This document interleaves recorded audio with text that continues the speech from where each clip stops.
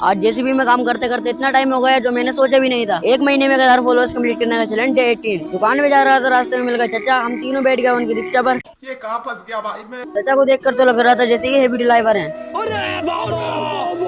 और फिर मैं आ गया अपनी दुकान पर, और दुकान पर आने के देखा तो टाइम 10 बज गए थे। फिर हमने जल्दी से दुकान खोलने के बाद सारे लड़कों ने जगह घेर ली और मुझे बैठने की जगह भी नहीं मिली। अब्दुल्ला तो नींद पूरी कर रहा था अपनी लेट करी।